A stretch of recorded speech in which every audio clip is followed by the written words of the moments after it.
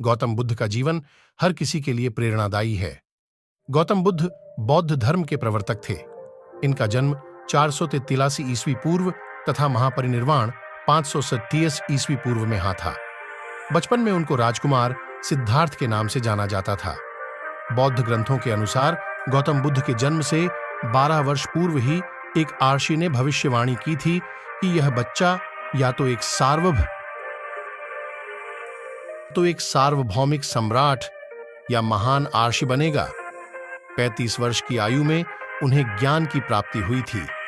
वह संसार का मोह त्याग कर तपस्वी बन गए थे और परम ज्ञान की खोज में चले गए थे। आइए आज हम आपको सिद्धार्थ के महात्मा बुद्ध बनने तक के सफर के बारे में बताते हैं।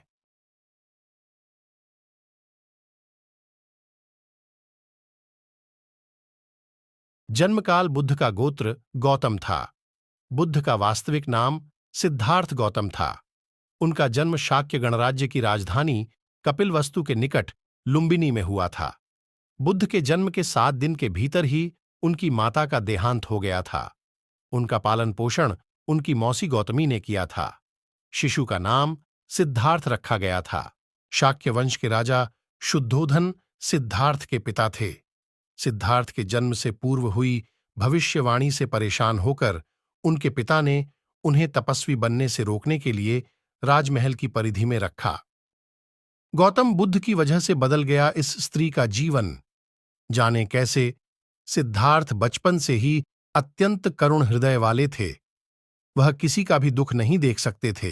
इतने प्रयासों के बाद भी 21 वर्ष की आयु में उनकी अपने राज्य कपिलवस्तु की गलियों में उनकी दृष्टि 4 दृश्यों पर पड़ी। ये दृश्य थे एक वृद्ध विकलांग व्यक्ति, एक रोगी, एक पार्थिव शरीर और एक साधु।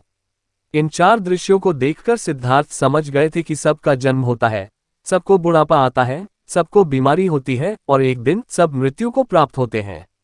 इससे व्यथित होकर उन्होंने अपना धनवान जीवन, अपनी पत्नी, पुत्र एवं राजपाट का त्याग करते हुए साधु का जीवन अपना लिया और जन्म, बुढ़ापा, दर्द, बीमारी और मृत्यु से जुड़े सवालों की खोज में निकल गए।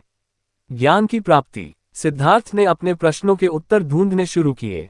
समुचित ध्यान लगा पाने के बाद भी उन्हें इन प्रश्नों के उत्तर नहीं मिले। फिर उन्होंने तपस्या भी की लेकिन अपने प्रश्नों के उत्तर नहीं मिले। इसके बाद कुछ और साथियों के साथ अधिक कठोर तपस्या प्रारंभ की। ऐसे करते हुए 6 वर्ष व्यतीत हो गए। भूख से व्याकुल मृत्यु के निकट पहुंचकर बिना प्रश्नों के उत्तर पाए वह कुछ और करने के बारे में विचार करने लगे थे। एक गांव में भोजन की तलाश में निकल गए, फिर वहां थोड़ा सा भोजन ग्रहण किया। इसके बाद वह कठोर तपस्या छोड़कर एक पीपल के पेड़, जो अब बोधिवृक्ष के नाम से जाना जाता है, के नीचे प्रतिज्ञा करके बैठ गए कि वह सत्य जाने बिना उठेंगे नहीं। वह सारी रात बैठे रहे और माना जाता है यही वह क्षण था जब सुबह के समय उन्हें पूर्ण ज्ञान की प्राप्ति हुई थी। उनकी अविजया नष्ट हो गई और उन्हें निर्विण यानी बोधि प्राप्त हुई और वे 35 वर्ष की आयु में बुद्ध बन गए। बुद्ध को शाक्यमुनि के रूप में भी जाना जाता है। 7 हफ्तों तक उन्होंने मुक्ति की स्वतंत्रता और शांति का आनंद लिया। प्रारंभ में तो वह अपने बोधि के बारे में दूसरों को ज्ञान नहीं देना चाहते थे। बुद्ध का मानना था कि अधिकांश लोगों को समझाना बहुत मुश्किल होगा। मान्यता है कि बुद्ध को स्वयं ब्रह्मा जी ने अपने ज्ञान को लोगों तक पहुंचने का आग्रह किया था, फिर वह इस पर सहमत हो गए। इस तरह उन्होंने अपना पहला धर्मोपदेश उत्तर प्रदेश के वाराणसी के पास सारनाथ में अपने पहले मित्रों को दिया था।